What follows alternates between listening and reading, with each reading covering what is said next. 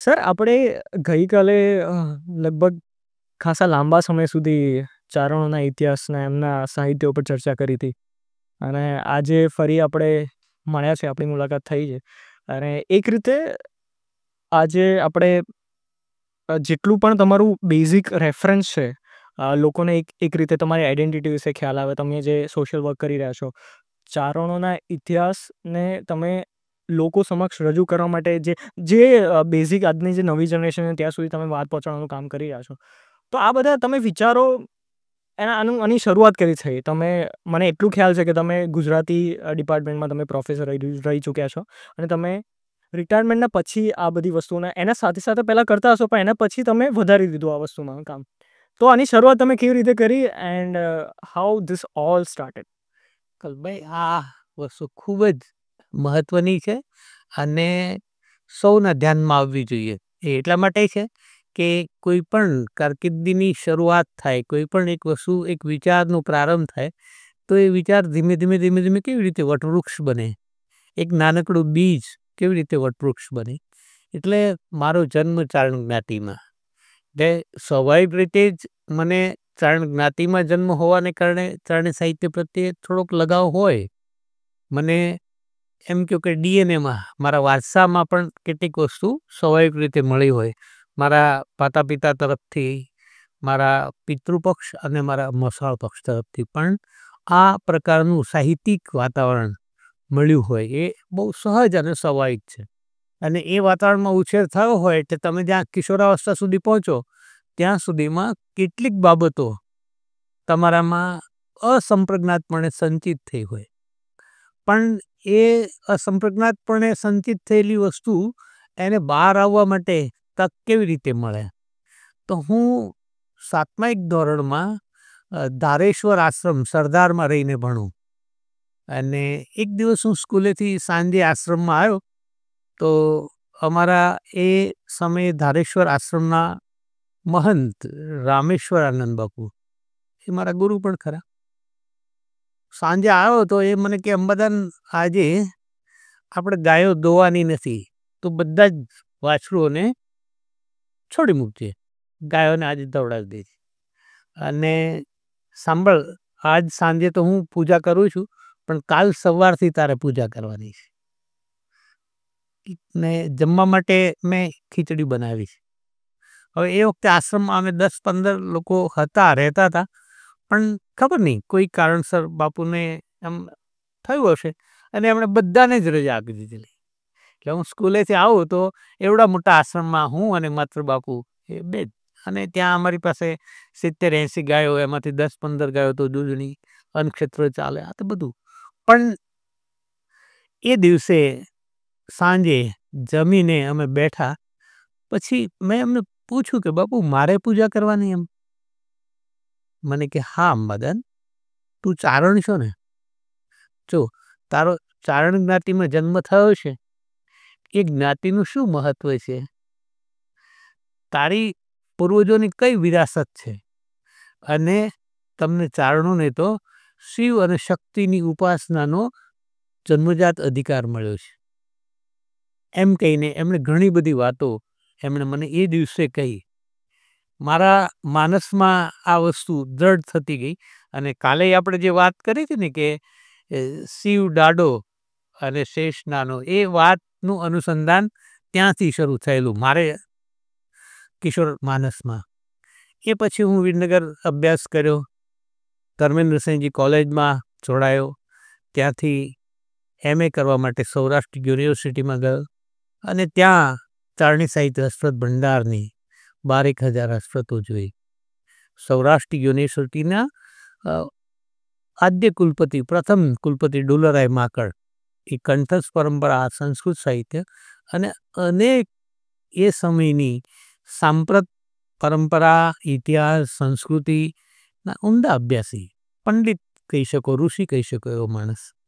એમણે સૌરાષ્ટ્રનો સાંસ્કૃતિક ઇતિહાસ લખવા માટે ચારણી સાહિત્ય, બારોટી સાહિત્ય, સંત સાહિત્ય, લોક સાહિત્ય, જૈન સાહિત્ય, આ બધી ધારાઓનો ઉપયોગ કરવો જોઈએ એવું વિચારીને વાત મૂકેલી કે મેઘાણીજીએ તો આ બધું શરૂ કર્યું, એમણે સૌરાષ્ટ્રની રસ્તાના બધું આપ્યું, પણ એ પછી આપણી આ પરંપરાને જીવંત રાખવી હોય તો અન્ય યુનિવર્સિટીઓથી સૌરાષ્ટ્ર યુનિવર્સિટી કેવી રીતે અલગ પડે એ કરવા માટે એમણે કહ્યું. અને એમાં એમને રતુદાનજી રોહડિયા, એક મૂક બધિર ચારણ, એનો સાથ મળ્યો. એમણે કેટલોક પ્લાન પણ બતાવ્યો અને ધીમે ધીમે ચારણી સાહિત્ય હસ્તપ્રત ભંડારની આટલી બધી હસ્તપ્રતો ખૂબ પ્રવાસ કરીને એમણે એકત્ર કરી. એના 2 સૂચિપત્રો પણ પ્રકાશિત થયા, ભાગ 1 અને 2. હસ્તપ્રત કાલે તમે જે મુદ્દો પૂછતા હતા એની વાત હું અહીંયા પણ વણી લઉં કે ચારણી સાહિત્ય 1000-1500 વર્ષની વિગતો તો આજે પણ સાચવીને બેઠું છે.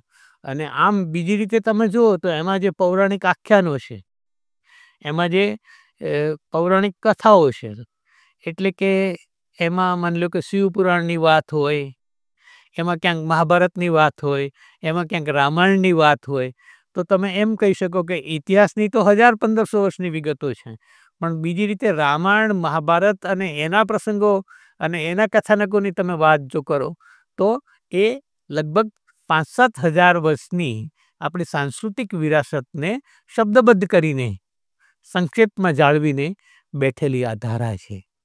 અને મધ્યકાલીન સમય એ તો ચારણી સાહિત્યનો સુવર્ણ યુગ હતો. એટલે એમાં તો એ સમયે રાજા મહારાજાઓએ ચારણોને ખૂબ પ્રોત્સાહન આપેલું અને ચારણોએ ક્ષત્રિયોનો સાથ નિભાવેલો. એટલે એ સમયમાં ઘણું બધું સાહિત્ય રચાયું. પણ આ સાહિત્યને સુરક્ષિત કેવી રીતે રાખવું? તો એક વસ્તુ એ હતી કે કેટલીક હસ્તપ્રતો બનાવવામાં આવે અને એ હસ્તપ્રત આધારિત સાહિત્ય, હસ્તપ્રતોમાં પ્રોફેશનલ લહિયાઓ હોય, ધંધાદારી લહિયાઓ, એ હસ્તપ્રત લખે. એ ખૂબ સુવાચ્ય હોય. તમને ખબર છે, મેં કાલે તમને એક હસ્તપ્રત દર્શાવી હતી, એનો પરિચય કરાવ્યો હતો. એ જૈન હસ્તપ્રત, એ તો સુવર્ણાક્ષરે લખાયેલી, સોનાની શાહીથી લખાયેલી હસ્તપ્રતો પણ આજે મળે છે. અને એ સમયના એવા કાગળો આજના આપણા કાગળોથી ઘણા બધા સારા. એટલે એ 200-250 વર્ષ જૂના કાગળો મેં જોયા છે હસ્તપ્રતના, અને 200-250 વર્ષ જૂની હસ્તપ્રતો સુરક્ષિત રહી હોય, જો પ્રોપર એનું સુરક્ષા થઈ હોય, એને સાચવવામાં આવી હોય યોગ્ય રીતે. તો બીજું શું થતું હતું તો કે કેટલાક લોકો એ હસ્તપ્રત, કારણ કે હસ્તપ્રત બનાવડાવવી એ પણ કોસ્ટલી હોય ને, જે તે સમયની એ આર્થિક પરિસ્થિતિને કમ્પેર કરો તો આજે જે વસ્તુ તમને મોંઘી લાગે છે, કોસ્ટલી લાગે છે, એ સમયના પ્રમાણમાં કોસ્ટલી હોય. એટલે બધા લોકો હસ્તપ્રત બનાવડાવી ન શકે. તો બાકીના લોકો શું કરે તો કે એને સાદા કાગળોમાં નોંધે. આજે તમે આમ કલ્પના કરો કે આપણે સ્કૂલમાં ઘણા વિદ્યાર્થીઓ હાયર સેકન્ડરી અને ખાસ કરીને કોલેજના તબક્કે જતા હોય ને, તો એની પાસે એક જ નોટ્સ હોય. એટલે એ એની રફ નોટ જેવું હોય, એના 7 ક્લાસ હોય, 7 તાસ હોય, તો 7 વિષયની સામગ્રી એમાં અલગ અલગ, પહેલાં 5 પેજમાં ગુજરાતી હોય, તો પછી હિન્દી હોય, પછી અંગ્રેજી, બધી સામગ્રી એક જ નોટ્સમાં આવે. એમ આ લોકો એ સમયે બધી સામગ્રી રફ નોટની જેમ એકત્ર કરે. તો એવી પણ હસ્તપ્રતો છે. એક શાસ્ત્રીય પદ્ધતિથી લખાયેલી ખૂબ ઉત્તમ હસ્તપ્રતો, એ સુવાચ્ય અને એ શાસ્ત્રીય પદ્ધતિથી લખાઈ હોય. બીજી જે માત્ર રફનોટની જેમ માત્ર સંગ્રહ થઈ હોય એવી હસ્તપ્રતો. અને ત્રીજું શું તો કે ત્રીજું ઓરલ ટ્રેડિશન, એટલે કે કંઠસ્થ પરંપરામાં આ સામગ્રી પેઢી દર પેઢી જીહવાગ્રે જળવાઈ હોય. મુસ્લિમ આક્રમણો વખતે, એટલે કે વિદેશીઓ અને વિધર્મીઓના આક્રમણો થયા ત્યારે તમે જાણો છો કે એમણે ઘણા બધા મંદિરો, દેવાલયો તોડ્યા. જેમ મંદિરો તોડ્યા એમ એમાં સચવાયેલા હસ્તપ્રત ભંડારો, આપણી તક્ષશિલા અને નાલંદા વિદ્યાપીઠ જેવી વિદ્યાપીઠો અને એના હસ્તપ્રત ભંડારો હોય તો એને પણ સળગાવ્યા. એટલે એ બધો જ્ઞાનનો ભંડાર જે હસ્તપ્રતોમાં હતો, એમાંથી ઘણું બધું તો સળગાવી દેવાયું. બીજું, એ યુગ એવો કે પરિસ્થિતિ તમને એમ લાગે કે વ્યક્તિનું જીવન જ સલામત ન હોય. માણસનું જો જીવન સલામત ન હોય, ગમે ત્યારે આક્રમણ થાય, અને ગમે ત્યારે આક્રમણ થાય ત્યારે તમારે સ્થળ છોડીને એક જગ્યાએથી બીજી જગ્યાએ, એટલે મધ્યકાલીન યુગને ભ્રમણ યુગ પણ કહ્યો છે. તો જીવન સુરક્ષિત ન હોય તો સાહિત્ય ક્યાંથી સુરક્ષિત? એટલે એ સ્થિતિ એ હતી કે આ સ્થળાંતરમાં બધું સચવાય નહીં, પણ કેટલીક સામગ્રી એ લોકો જીહવાગ્રે જ રાખે અને જીભને ટેરવે રહેલી એ સામગ્રી સુરક્ષિત રહી ગઈ, જે પેઢી દર પેઢી વારસામાં પોતાના સંતાનો અથવા તો ગુરુએ શિષ્યોને આપી. હવે આ જો સામગ્રીને તમારે સુરક્ષિત રાખવી હોય, કંઠસ્થ રાખવી હોય, તો એમાં અમુક પ્રકારની રચના રીતિ ટેકનિકનો પ્રયોગ કરવો પડે. જેમ કે તમે સૂત્રાત્મક કોઈ વસ્તુ સાચવી લો તો સૂત્રને આધારે એ તમે સરળતાથી યાદ કરી શકો. તમે આમાં મેથેમેટિક્સના કે સાયન્સના કેટલાક સૂત્રોને વાત કરી શકો. એવી જ રીતે આપણે સાહિત્યમાં છંદશાસ્ત્ર હોય તો એના પણ સૂત્રો બનાવે છે, અલંકાર. તો આ સૂત્રાત્મક રીતે, એટલે ચારણો એ સામગ્રીને સાચવવા માટે સૂત્રાત્મક રીતે પ્રયોગ કર્યો. ત્યારે એમાં છંદનું બંધારણ હોય, એટલે કોઈ પણ છંદ હોય તો એનું એક મીટર હોય નિશ્ચિત. એમાં એ લોકો વર્ણ સગાઈ જાળવે. એટલે હું તમને ઉદાહરણ આપું કે દુહો હોય તો 4 ચરણ, તો ચારેય ચરણમાં વર્ણ સગાઈ હોય. એટલે જરાક ફેરફાર થયો તો એક ચરણમાં વર્ણ સગાઈ તૂટે, એટલે તમને તરત જ ખ્યાલ આવે કે અહીંયા કશુંક ખૂટતું લાગે છે, અહીંયા કશુંક બદલાયું લાગે છે. તમને એક સંકેત મળે, ઇન્ડિકેટ થાય. અને બીજું, એમાં પ્રાસાનુપ્રાસ જળવાયો હોય. એટલે જેમ વર્ણ સગાઈ હોય એમ અંત્યાનુપ્રાસ પણ હોય. એટલે અંત્યાનુપ્રાસ પણ બદલાય તો પણ તમને ખ્યાલ આવે અને એ મેમરીમાં રાખવું સરળ બને. એટલે આવું કંઠસ્થ રીતે સચવાયેલું સાહિત્ય. હવે આ બધું સાહિત્ય હતું એ હસ્તપ્રતોમાં અને કંઠસ્થ પરંપરામાં. આ કંઠસ્થ પરંપરાના પણ વાહકો હતા કે રાજા મહારાજાઓ એમને સહયોગ કરે. પણ માત્ર રાજા મહારાજાઓ સહયોગ કરે એને કાલે જ મેં કહ્યું હતું એમ, એ સમયે કેટલા રજવાડા હોય, તો માત્ર રાજા મહારાજાઓના સહયોગને કારણે નહીં, પણ આખો સમુદાય, લોક સમુદાય, એ બધા પણ ચારણો અને ચારણી સાહિત્યને આદર આપે, એને દિલથી સાંભળે. એ સાહિત્યને સુરક્ષિત રાખવા માટે પહેલાં એના વાહકને પ્રોત્સાહિત કરે. એટલે માની લો કે નાના નાના ગામડાઓમાં ચોરે ડાયરાઓ થાય. તમે કાલ વાત કરતા હતા એમ ગીરના નેસડાઓમાં હોય તો એ માલધારીઓ ત્યાં મળે, ત્યારે અધરાત મધરાત બધા મળે અને પછી સાહિત્યની ચર્ચાઓ થાય. લગ્ન હોય તો પણ આવા 2-4 ડાલામથા ચારણો આવ્યા હોય અને ડાયરામાં પછી આવી સંસ્કૃતિમૂલક વાતો થતી હોય, શૌર્ય અને વીરતાની વાતો થતી હોય. એવી જ રીતે આપણે ત્યાં મરણોત્તર લોકો 10-12 દિવસ બેસે ત્યારે પણ આવા વિદ્વાનો બેઠા હોય અને એ શું કરે તો કે એ પ્રસંગોચિત વાત કરે. એટલે સામાન્ય ખરખરે લોકો આવ્યા હોય એ 2-5 મિનિટ પ્રાસંગિક વાત કરી લે, પણ પછી બધા બેઠા હોય ત્યારે જીવન કેવું નશ્વર છે, આ નશ્વર જીવનમાં શાશ્વત તો કશું છે નહીં, તો દેહ તો નશ્વર છે પણ રહેશે તો શું, તો કે એના ઉત્તમ કર્મો, એના ગુણો, એની ખાનદાની, એની અમીરાત, એની ચારિત્રશીલતા, એને સમાજ માટે કરેલો સહયોગ, આ બધું યાદ રહે ને. એટલે એવી વાતો કરીને પહેલાંનું મન જે વ્યથિત હોય એને આશ્વાસન આપવાનું કામ પણ જાણે અજાણે આ લોકો કરે. એટલે ચારણોને લોક સમાજથી મંડીને ક્ષત્રિય સમાજ અથવા તો તમે એમ કહો કે એક લોક દરબાર, બીજો રાજ દરબાર સુધી ચારણોને મહત્વ મળ્યું. હવે આવી પરંપરાની વાત એ મળે પણ એને સિલેબસમાં સ્થાન નહોતું મળતું. એટલે મારા મનમાં એમ થયું કે આને અભ્યાસક્રમમાં સ્થાન મળવું છે. પહેલાં થોડું મનમાં આવું ઉગેલું. પછી હું MA કરવા ગયો, ત્યાં સ્ત્રોતોને એ બધું જોઈ જાણ્યું, એમાંથી પસાર થવાનું થયું. રાજસ્થાનમાં થઈ રહેલા કામથી વાકેફ થયો. દિલ્હી એકેડેમીમાં પણ કેટલાક પ્રકાશનો થયા હતા, એનાથી પણ વાકેફ થયો. અને પછી મને એમ થયું કે મારે PhD કરવું હોય તો બધા વિષયમાં કામ તો થઈ શકે, પણ હું કરીશ તો ચારણી સાહિત્યમાં જ કરીશ.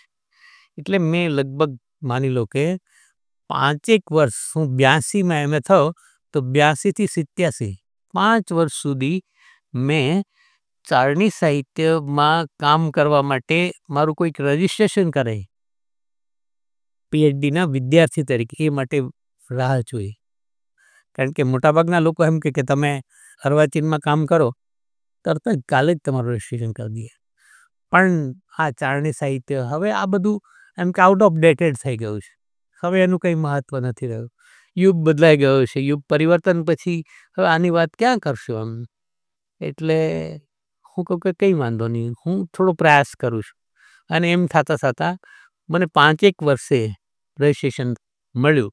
ડૉક્ટર બળવંત જાની એ રીડર તરીકે જોડાયા અને પછી એને પીએચડીના ગાઈડ તરીકે માન્યતા મળી. ત્યારે પ્રથમ વિદ્યાર્થી તરીકે એમણે મારું રજિસ્ટ્રેશન કર્યું.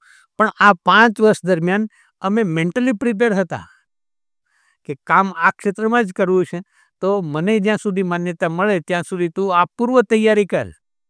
અને પૂર્વ તૈયારી કઈ હતી? તો કે જેમ આપણે કહીએ ને, ચણાયેલી ઇમારત નકશામાં નથી હોતી, સફળતાની નિશાનીઓ હસ્તરેખાઓમાં નથી હોતી.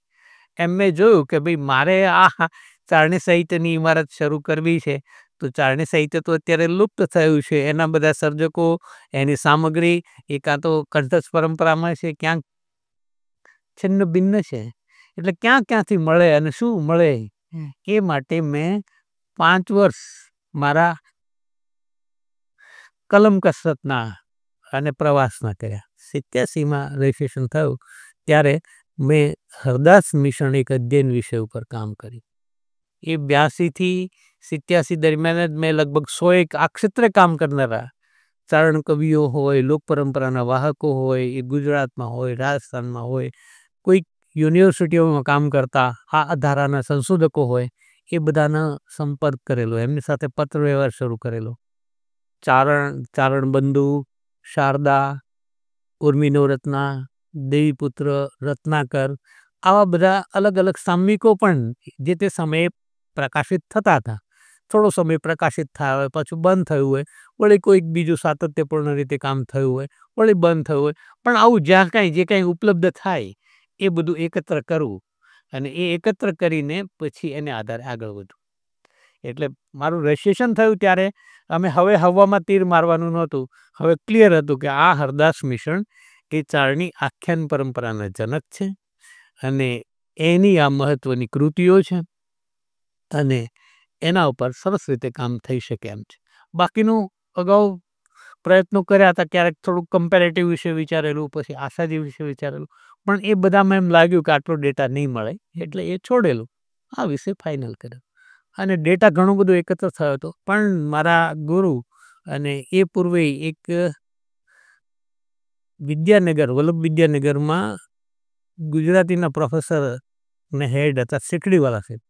હું ઈડર કોલેજમાં જોડાયો ત્યારે આવેલા અને એક કાર્યક્રમ માટે આવેલા, રોકાયેલા ગેસ્ટ હાઉસમાં. બીજે દિવસે રજા હતી એટલે પેલા લોકોએ મને કહ્યું કે અંબાદાનભાઈ તમે ઈડર ગઢ ઉપર નથી ગયા અને સાહેબ જોવા માગે છે, તો તમે એમની સાથે જજો. એટલે અમે બંને, પ્રોફેસરને હેડ વરિષ્ઠ, પણ એમની ઈચ્છા, અને પટેલ કોમ્યુનિટીમાં એટલે સ્વસ્થ આમ પણ ખરા, 55 વર્ષની સાહેબની ઉંમર હશે અને હું એ વખતે માત્ર 30 વર્ષ, 25 વર્ષ નાનો. એટલે કે જઈએ, તો અમે બંને ઈડર સુધી ગયા, ઉપર સુધી પાછા આવ્યા.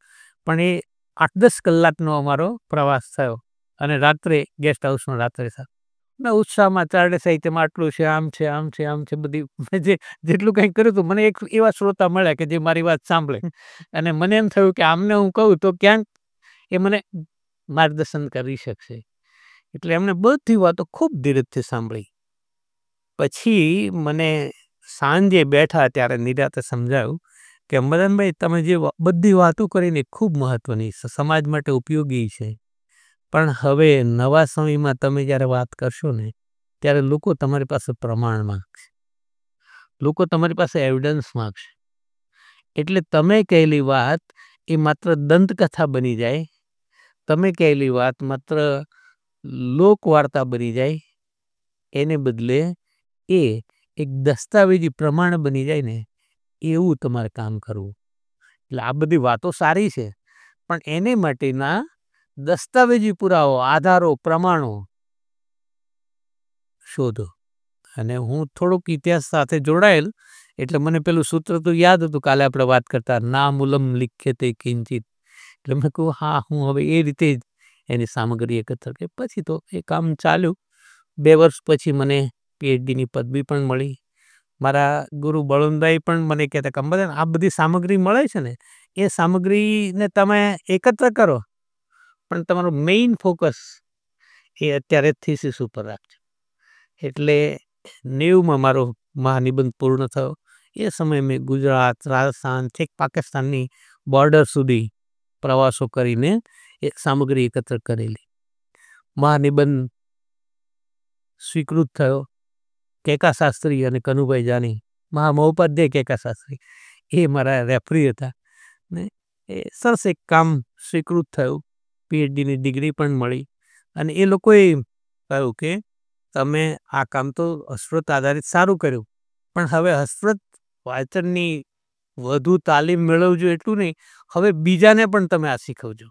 કારણ કે આટલી હસ્તપ્રતો છે તો વાંચતા જો નવી પેઢી તૈયાર થાય ને, તમારી એક પરંપરા આગળ ચાલે એવું કરજો. એટલે મેં એ પછી હસ્તપ્રતોમાં વિદ્યાર્થીઓને શીખવવાનો પ્રયાસ પણ કર્યો. મેઘાણી કેન્દ્ર શરૂ થયું પછી અમે ત્યાં હસ્તપ્રત વિદ્યાના ક્લાસીસ પણ ચલાવ્યા અને લોકોને ધીમે ધીમે મારા વિદ્યાર્થીઓને પણ હસ્તપ્રત ઉકેલતા અને એમાં આવતા પ્રશ્નો કેવી રીતે સોલ્વ કરવા એ પણ એ બધાને શીખ્યું.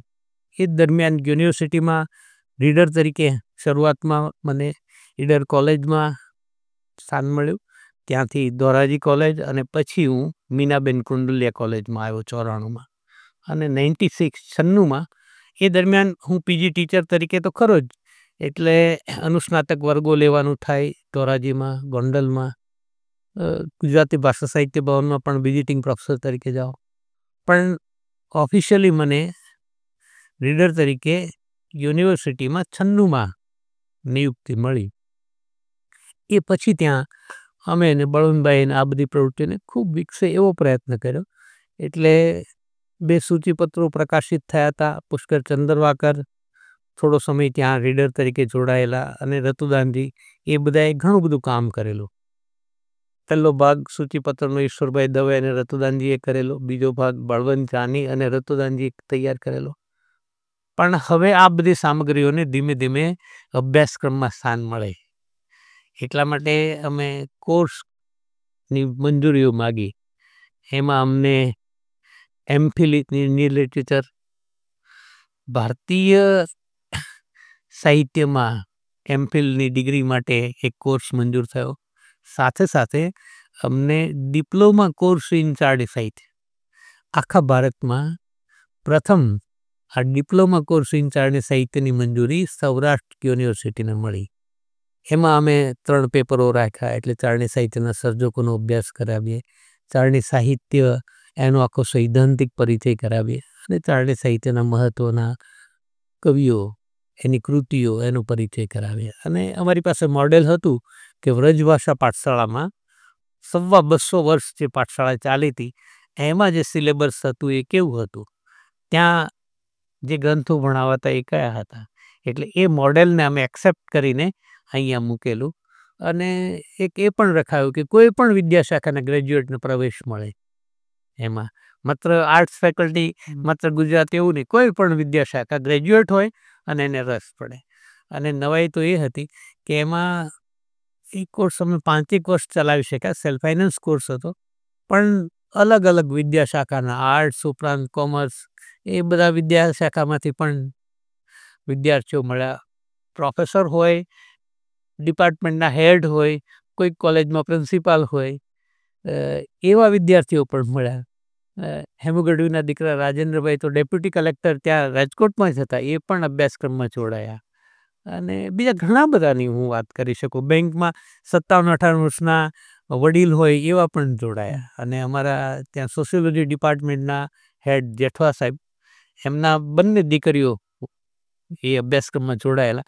તો જેઠવા સાહેબ પોતે આવે કે અંબાદાનભાઈ હું ક્લાસમાં બેસું. મેં કહ્યું સાહેબ તમે તો મારા પિતા તુલ્ય છો, તમને ક્લાસમાં બેસું, તમે સ્ટેજ ઉપર બેસો, હું ચેર મુકાવું. કે ના, એમ નહીં, મારે તો આ પરંપરા જળવાય અને એનું શું મહત્ત્વ છે એ મને વારસામાં મળ્યું છે, પણ છતાંય મારે કરવું છે, જાણવું છે.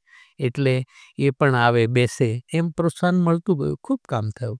અમે બ્રહ્માનંદ સ્વામી સાહિત્ય મહોત્સવ કર્યો, જેના ઉદ્ઘાટનમાં રાજ્યપાલ શ્રી આવ્યા, એના સમાપનમાં માનનીય મુખ્યમંત્રી કેશુભાઈ આવ્યા. અને આવા પરિસંવાદો દિલ્હી સાહિત્ય એકેડેમી સાથે કરીએ, અખિલ ભારતીય સાહિત્ય પરિષદ દિલ્હી સાથે કરીએ, એટલે કામ ધીમે ધીમે રાષ્ટ્રીય ફલક સુધી પહોંચ્યું. રાજ્ય સ્તરથી એ રાષ્ટ્રીય ફલક સુધી પહોંચ્યું. એ દરમિયાન પીએચડી એમફિલના વિદ્યાર્થીઓને પણ આ વિષયમાં કામ કરાવવાનું શરૂ કર્યું. એને કારણે અલગ અલગ યુનિવર્સિટીઓમાં આવવા જવાનું થાય, ત્યાંના લોકો સાથે વાર્તાલાપ થાય, ખૂબ બધાને રસ પડ્યો. એ પછી ઇતિહાસના પ્રોફેસર હોય, સમાજશાસ્ત્રના હોય, હિન્દીના પ્રોફેસર હોય, અંગ્રેજીના પ્રોફેસર, એ બધા પણ જોડાયા. તો વ્યાપ વધતો ગયો. એ દરમિયાન એક વખત દિલ્હીમાં આપણા પૂર્વ વિદેશ મંત્રી જસવંતસિંહ, આપણે કદાચ નામ સાંભળ્યું હોય, એ પોતે મૂળે રાજપૂત અને જસોલ ઠાકોર, એમણે પુરુષોત્તમભાઈને કહ્યું કે તમારા પિતાશ્રી તો બ્રજભાષા પાઠશાળાના અંતિમ આચાર્ય હતા, કવિ હતા, તો તમને આ પરંપરામાં કેટલો રસ છે અને શું જાણો છો? પુરુષોત્તમભાઈ કે મને રસ તો હતો જ, મારા પિતાશ્રી હોય એટલે મેં, પણ આ બધી વ્યવસાયને, આ સંસદ સભ્ય તરીકેની જવાબદારીને દોડધામને કારણે હું એમાં કંઈ ઊંડું કામ કરી શક્યો નથી. કે તો આ પરંપરાનું જતન કરવું જોઈએ. તો એવું કોણ કરે અત્યારે? તો ગુજરાતમાં અંબાદાનભાઈ ને રતુદાનજી કરે છે, અને રાજસ્થાનમાં સીપી દેવલ, સોનદાન અને સૌભાગ્યસિંહ શેખાવતને આ બધા કરે છે. તો તમે એ બધાનું કોઓર્ડિનેટ કરીને બોલાવો. અમને બધાને નિમંત્રણ, ત્યાં વાત થઈ, એક સમજાયું કે તમે માત્ર ગુજરાત અને રાજસ્થાનમાં કામ કરો છો એટલું પર્યાપ્ત નથી. એ તો ગુજરાતી અને રાજસ્થાનીમાં એટલે તમારી લોકલ પ્રાદેશિક ભાષામાં એ થયું, એનો પ્રચાર પ્રસાર નહીં થાય. અને જો પ્રચાર પ્રસાર નહીં થાય તો આટલી મહત્વની ધારા હોવા છતાંય એ ધીમે ધીમે લુપ્ત થઈ જશે. એટલે તમે એ કામનો વ્યાપ વધે એટલા માટે એને હિન્દી અને અંગ્રેજીમાં કરવાનો પ્રયાસ કરો, અને આપણે એના માટે ટ્રસ્ટ બનાવીએ. એટલે દિલ્હીમાં એ જ દિવસે પ્રથમ મિટિંગમાં જ ડિંગલ સાહિત્ય શોધ સંસ્થાન નામની એક સંસ્થાનું રજિસ્ટ્રેશન કર્યું. એમાં અમે 7 લોકો ટ્રસ્ટી રહ્યા અને સંકલ્પ કર્યો કે આ હરિરસ, દેવ્યાન, ગુણ, નિંદા, સ્તુતિ અને હાલાજાલા કુંડળિયા, ભક્ત કવિ ઈસરદાસ રોહડિયા, ઈસરા પરમેશ્વરનો કાલે મેં ઉલ્લેખ કર્યો હતો, એના આ 4 ગ્રંથો પ્રથમ વખત આપણે હિન્દીમાં કરીએ અને હિન્દીમાં પ્રકાશિત થાય. 1 વર્ષમાં આ કામ ટાર્ગેટ બેઝ, લાંબુ નહીં, કારણ કે જસવંત તો ખૂબ માસ્ટર માઇન્ડ અને દેશ વિદેશ ફરેલો માણસ, એટલે કે તમે લાંબુ કરો એવું નહીં, સાહિત્ય કરો. મને તો આ વર્ક ઓરિએન્ટેડ જોઈએ, કેટલા સમયમાં પૂરું કરશો? તો બધા કે એમની મેક્સિમમ વર્ષમાં થઈ જાય, હા કરી જ નાખવું પડે. તો ચાલો 1 વર્ષમાં આપણે પૂર્ણ કરવું, પ્રકાશિત કરવું, એનું લોકાર્પણ કરવું, ને પછી આપણે બધા હિંગળાજ જવું. અને અમે ફેબ્રુઆરીમાં 7મી ફેબ્રુઆરી આ ટ્રસ્ટ રજિસ્ટ્રેશન કરાવેલું. 14મી ઓક્ટોબરે એ 4 ગ્રંથો પ્રકાશિત થઈ ગયા. એનું માન્ય વાજપેયીજી, આપણા પૂર્વ વડાપ્રધાન શ્રી અટલ બિહારી વાજપેયીજી અને એ સમયના ઉપરાષ્ટ્રપતિ ભૈરોસિંહજી શેખાવતના હસ્તે દિલ્હીમાં લોકાર્પણ થયું. એ લોકાર્પણ થયું.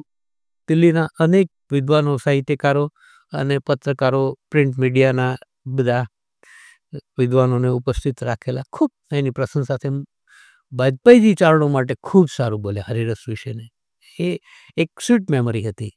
એણે એમ કહ્યું કે ચારણ તો શાસકો કે બી શાસકે, અને હરિરસની એ ભક્તિ પરંપરાની વાત કરી. અને જસવંતસિંહને તો એના હરિરસ ઉપર એટલી બધી આસ્થા, એટલે એનો લગાવ જ એટલો કે જે દિવસે પ્રકાશકને ગ્રંથ આપ્યો ને પ્રકાશિત કરવા, તે દિવસે અમારી ઉપસ્થિતિમાં એણે એ હાથમાં લઈ અને ગ્રંથ પોતાના મસ્તક પર ચડાવ્યો અને પેલા પ્રકાશકને કે આ મારું ઈષ્ટ છે, મને આટલી એના ઉપર શ્રદ્ધા છે, હવે તું એને પ્રોપર રીતે પ્રકાશિત કરજે, અને એ કરીશ તો તારું કલ્યાણ થશે. એ પોતે કાયમ ટ્રાવેલિંગમાં પણ હરિરસ સાથે રાખે. એની એક નાનકડી બેગ, પાઉચ, અને વન ટાઈપ ઓફ કહીએ નાનકડો થેલો, એમાં 18 કલાકની મુસાફરી હોય ને તો હરિરસ એમાં ભેગો હોય.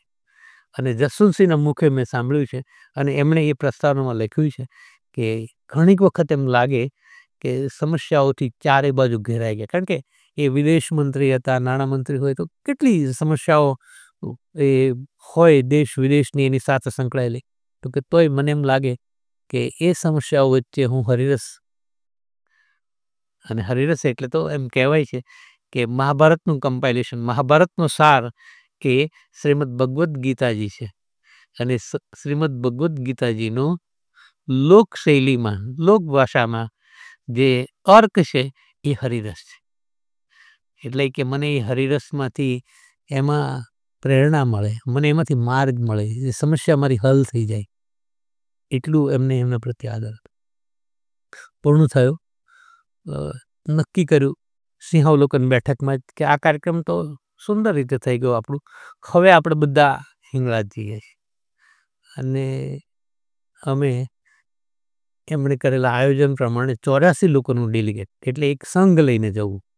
એ લોકો કે ભાઈ અમે, અમારા પૂર્વજો જતા હતા ત્યારે એકલા ન જાય, એક સંઘ હોય, અને સંઘમાં 18 આલમનું પ્રતિનિધિત્વ હોય, તો એમ આપણે સંઘ લઈને જઈશું, ઓફિશિયલી મંજૂરી લઈને. અને એ રીતે અમે ગયા 30મી જાન્યુઆરી, એટલે પેલું 7મી ફેબ્રુઆરી રજિસ્ટ્રેશન કર્યું હતું, એ વખતે કરેલો સંકલ્પ 1 વર્ષ પહેલાં પૂર્ણ થયો. 30મી જાન્યુઆરી અમે રાત્રે બલુચિસ્તાનમાં હિંગળાજ માતાજીના મંદિરે અમારું યુનિટ ત્યાં પહોંચ્યો. ખૂબ સારો પ્રવાસ રહ્યો પાકિસ્તાન. પાછા આવ્યા. હવે પ્રશ્ન એ હતો કે આ બધું તો કામ થયું, પણ હજી અલગ અલગ યુનિવર્સિટીઓમાં સિલેબસમાં મુકાવવું જોઈએ, એટલે એ પ્રયત્નો કરે. એમાં પણ અમને થોડી સફળતા મળી.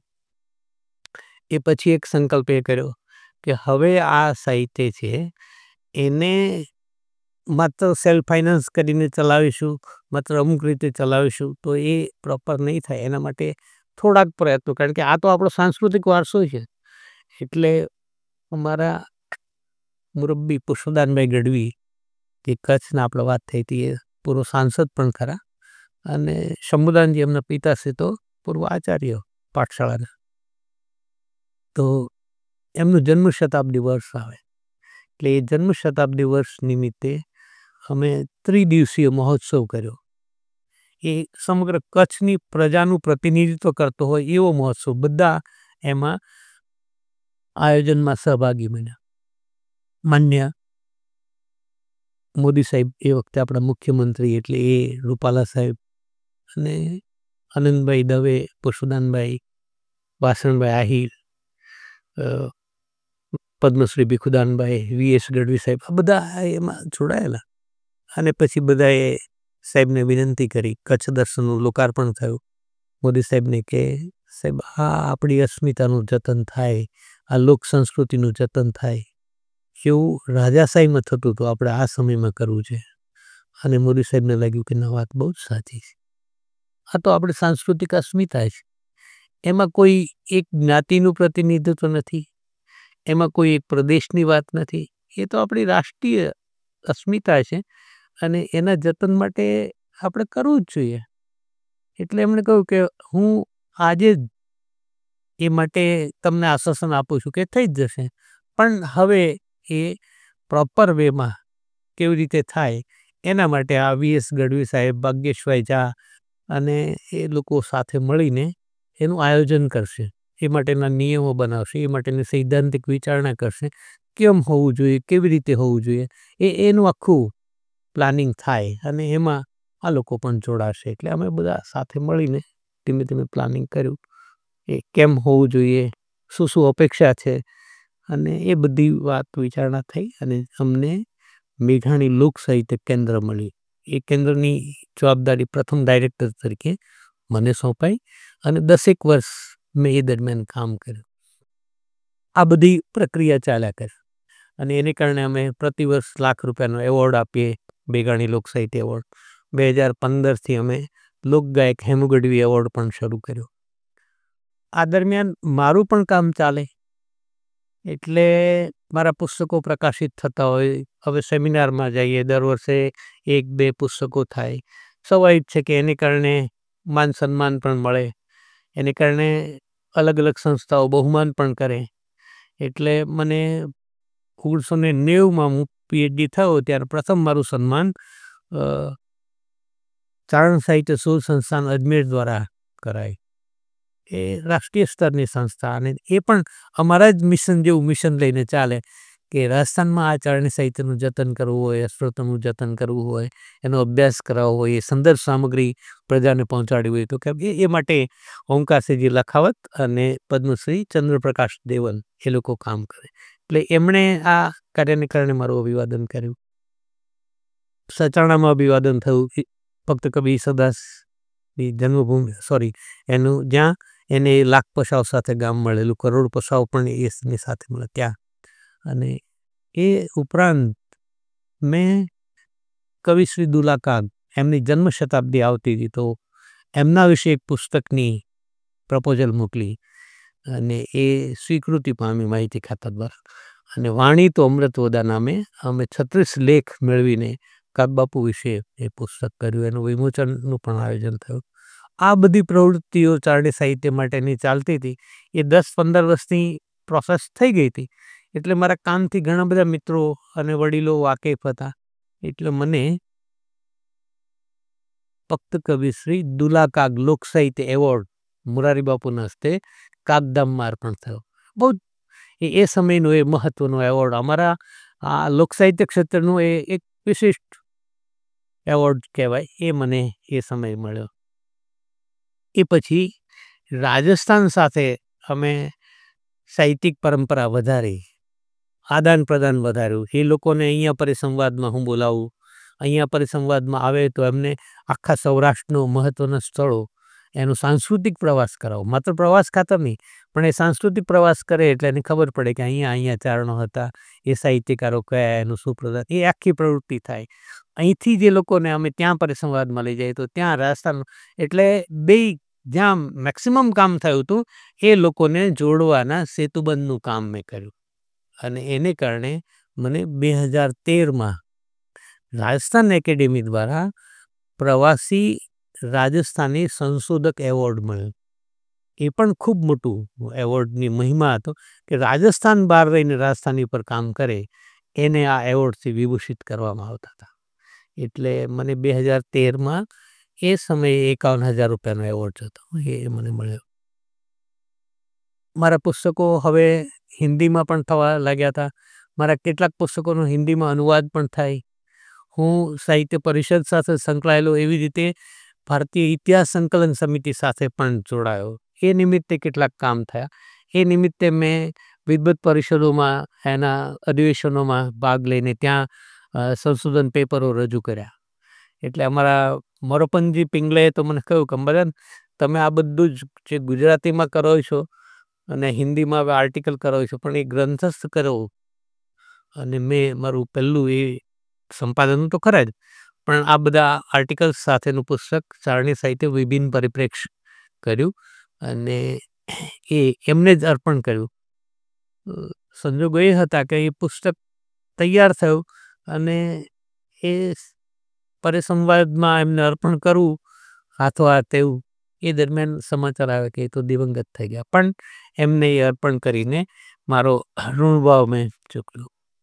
એ પછી 2021 સુધી મેં આ મેઘાણી લોક સાહિત્ય કેન્દ્રના નિયામક તરીકે જવાબદારી સંભાળી. એ દરમિયાન ખૂબ પ્રવાસો થયા, ખૂબ પરિસંવાદો કર્યા, અનેક પુસ્તક પ્રકાશન કર્યા, અનેક પુસ્તકો પ્રકાશન માટે અનુવાદ પણ કરાવ્યા. એ સમય દરમિયાન અમેરિકામાં Gujarati literary academy of north America એવી એક સંસ્થા અમેરિકામાં ન્યૂજર્સીમાં કામ કરે અને આખા નોર્થ અમેરિકાના આપણા ગુજરાતી ક્ષેત્રના સાહિત્યકારો એમાં જોડાયેલા. એના મહાનુભાવોને ત્યાં બોલાવે, દ્વિવાર્ષિક અધિવેશનો થાય. 2016માં મને અમેરિકામાં ઇન્વિટેશન મળ્યું અને હું અમેરિકા ગયો. એ પૂર્વે મોરારી બાપુ આપણે ત્યાં અસ્મિતા પર્વ ચલાવતા હતા. એટલે મહુવામાં અસ્મિતા પર્વ યોજાય એમાં મને 2 વખત વક્તા તરીકે બોલાવવામાં આવ્યું. મેં એક વખત દુહાઓ વિશે વાત કરી અને બીજી વખત મરસિયાઓ વિશે. અને આ મોરારી બાપુને ત્યાં એ અસ્મિતા પર્વ યોજાય તો એનું લાઈવ ટેલિકાસ્ટ વિશ્વના અનેક દેશોમાં, કદાચ 170થી વધુ દેશોમાં એનું લાઈવ ટેલિકાસ્ટ થતું હોય. એને કારણે આ અમેરિકા, ઇંગ્લેન્ડ ત્યાંના લોકોએ સાહિત્યકારોએ પણ આ સાંભળ્યું હશે અને એમને થયું કે હા આ વ્યક્તિ કામ કરે છે તો એને ક્યારેક પ્લેટફોર્મ આપવું જોઈએ. અને એવી રીતે મને 2016માં અમેરિકામાં જવાની તક મળી. ત્યાં હું કેલિફોર્નિયા ગયો, ત્યાં પણ વક્તવ્યો આપ્યા, ત્યાં પણ એને રિસ્પોન્સ મળ્યો. પછી આ ડિપાર્ટમેન્ટના ડાયરેક્ટર તરીકે મેઘાણી લોક સાહિત્ય કેન્દ્રના ડાયરેક્ટર હસરત ભંડારનું કામ ચાલે. હસરતો ઘણી બધી 12,000 જેટલી હસરતો એકત્ર, એના સૂચિકરણ પણ તૈયાર થયેલા. પણ રતુદાનજીનું અવસાન થયું. બીજી તરફ અમે થોડાક વિદ્યાર્થીઓને મહેનત કરી કરાવીએ, આ તરફ જોડીએ, પણ એ તો લિમિટેડ. અને આટલો સાગર હસરતની કૃતિઓનો આનું શું થાય? અને પેલી 100, 200, 250 વર્ષ જૂની બહુ જ, જેને તમે એમ કહો કે સુરક્ષિત રીતે સાચવી શકાય એવું તો ઉપલબ્ધ થયું હોય ત્યારે ન હોય. કારણ કે જૈન જેવી સુરક્ષાની અને એના માટે જે આવશ્યક દંડ જોઈએ, એના માટે આખી વ્યવસ્થા જોઈએ, તો પહેલાં પાછું હોય નહીં. એટલે ક્યાંક ચુવાતની અસર થઈ હોય, ક્યાંક પેલું, એટલે એ અસર તો ધીમે ધીમે કાલકલવિત થઈ રહી હતી. એને સુરક્ષિત કરવી હોય તો માળખું, અને એ માટે અમે પ્રયત્નો કર્યા. એમાં અમને સહયોગ મળ્યો સાળંગપુરની બાજુમાં કુંડલધામ છે, એ પણ સ્વામિનારાયણ ભગવાનનું છે, જ્ઞાનજીવન સ્વામી અને એની સાથે સંકળાયેલા 2 શિષ્યો બ્રહ્મપ્રકાશ સ્વામી અને અલૌકિક સ્વામી અમારી પાસે આવ્યા યુનિવર્સિટી, કે અમે આ હસરતો એકત્ર કરીએ છીએ અને સ્વામિનારાયણ ભગવાન અને સ્વામિનારાયણ સંપ્રદાય વિશે જેટલી સામગ્રી મળે એને અમે સુરક્ષિત કરવાના છે. હું બેઠો એમની સાથે, એમની બધી વાત ધીરેથી સાંભળી. પછી મેં સંતોને કહ્યું કે આપ જે કામ કરો છો એ તો મહત્વનું છે જ, એની કોઈ ના નથી, પણ આ હસરતો માત્ર સ્વામિનારાયણ પરંપરા માટે તો લખાઈ નથી, એટલે એમાં થોડાક કાવ્યોને મળશે, હું ઓફિશિયલી મંજૂરી લઈને તમને આપીશ જ, એમાં મને કોઈ વાંધો નથી. પણ તમે આ પરંપરાને પણ જો સુરક્ષિત કરો તો તમારી પાસે જે ધન છે એનો પણ સદુપયોગ થશે, અને આ પરંપરા જે સમાજની જ છે એ સચવાઈ જશે. એમણે કહ્યું કે અમે સ્વામીજીને, એટલે કે એમના ગુરુ જ્ઞાનજીવન સ્વામીની વાત, એમણે કહ્યું કંઈ ચિંતા નહીં, આર્થિક પ્રશ્નનો કોઈ મુદ્દો જ વિચારો નહીં, એ કરી દો. અને અમને આખો ચારણી સાહિત્ય હસરત ભંડાર એ કુંડલધામના સંતોએ એમની આખી ટીમ લઈને અમને લગભગ 1 લાખની મર્યાદામાં આખા 2.25 લાખ પેજ ડિજિટલ કરી આપ્યા. એટલે એક ખૂબ મોટું કામ થયું, જે ખરેખર આપણને આત્મસંતોષ થાય કે જે હસરતો હવે ઓનલાઈન આવી જશે અને અત્યારે એવી રીતે પ્રિઝર્વ થઈ ગઈ છે કે 200-500 વર્ષ પછી પણ કોઈક ભાવિ સંશોધક એનો ઉપયોગ કરે ધારે તો, અને કરી શકશે. અને એમાં આ ગુજરાત, રાજસ્થાન, ભારત, અને પાછું હસરત ભંડાર એનું નામાભિધાન ચારણી સાહિત્ય હસરત ભંડાર છે, પણ એમાં લગભગ 13 થી 14 ભાષાની કૃતિઓ છે. એમાં અપાર વિષય વૈવિધ્ય છે. એટલે એમાં સાહિત્યની વાત હોય, એમાં સંસ્કૃતિની વાત હોય, એમાં ઇતિહાસની વાત હોય, એમાં નૃવશાસ્ત્રની વાત હોય, એમાં આયુર્વેદ પણ હોય, અરે સર્પ અને મીછી ઉતારવાના મંત્રો પણ એમાં હોય. ખૂબ વેરિએશન, કારણ કે એ તો જુદી જુદી જગ્યાએથી એકત્ર થયું, એટલે એ દુર્લભ હસરત ભંડાર છે. અને અમે જીવથી અદકેરો એને હું ને રતુદાનજી ચાળવતા હતા. એ આટલો સુરક્ષિત થઈ શક્યો સમાજના સહયોગથી અને આ મેઘાણી લોક સાહિત્ય કેન્દ્રના સહયોગથી. એ બહુ મોટું કામ થયું અને એને ખૂબ સંતોષથી એ કામ થયું. મેઘાણી લોક સાહિત્ય કેન્દ્રમાં હું ડાયરેક્ટર તરીકે કામ કરતો હતો, પણ અમારા હેડ નીતિન વડગામા નિવૃત્ત થયા, કે પછીનો સમય એ ટેન્યુઅર મારો આવતો હતો, એટલે મને કે તમને હેડશીપ સોંપી એમ બીસી સાહેબે બોલાવીને કહ્યું. મેં કહ્યું સાહેબ તો મેઘાણી કેન્દ્રની જવાબદારી આપ અન્યને સોંપો, બંને જવાબદારી પ્રોપર રીતે નહીં થઈ શકે, કારણ કે આમ મારા મનમાં હતું જ કે મારે થોડો સમય પછી નિવૃત્ત થવાનું છે, તો એ પહેલાં જ, એટલે પછી મેઘાણી કેન્દ્રના નિયામક તરીકેની જવાબદારીમાંથી મુક્તિ લીધી અને ગુજરાતી ભાષા સાહિત્ય ભવનના અધ્યક્ષ તરીકે મેં કામ કર્યું.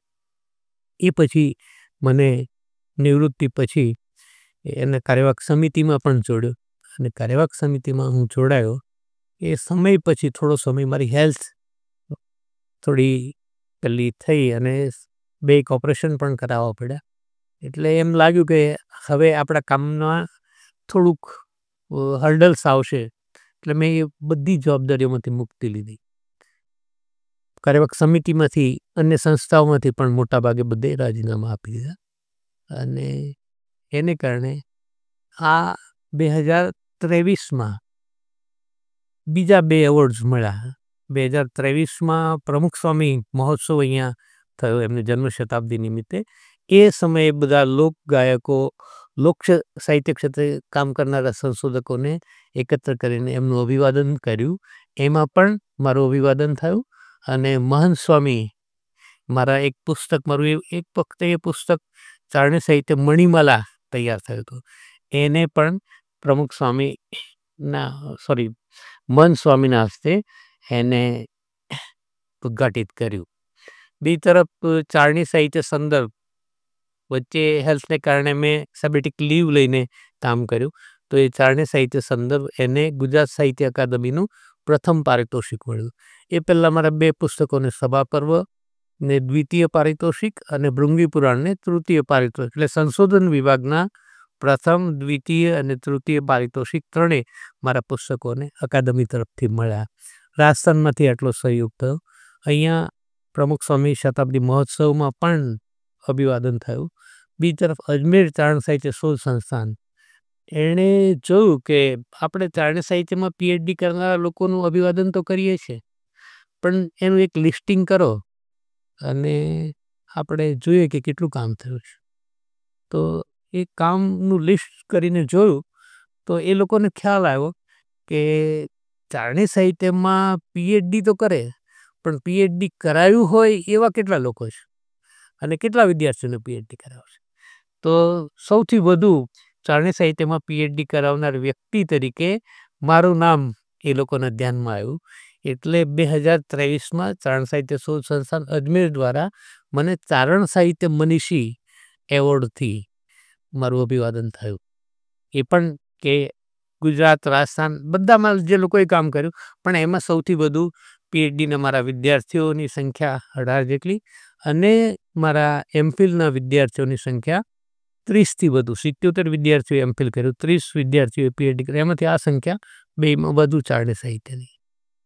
એ પછી કચ્છ ભુજમાં ચારણ સાહિત્યના એક બહુ જ દિગ્ગજ, મેં હમણાં પેલી કચ્છની રાવો લખપત પાઠશાળાની વાત કરી, એના આદ્ય સ્થાપક ગુરુ હમીરજી રત્નુ, એના નામે કચ્છમાં લોક સાહિત્ય કેન્દ્ર શરૂ થયું.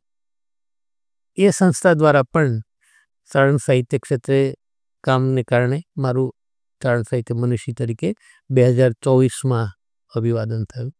અને આ પ્રવૃત્તિનો વ્યાપ વધતો જ જાય અને લોકોને એમ થાય કે આ કામ થઈ રહ્યું છે. એટલે આ સમય દરમિયાન ધીમે ધીમે મારા લગભગ 57-58 પુસ્તકો થયા, એમાંથી 10 હિન્દીમાં થયેલા.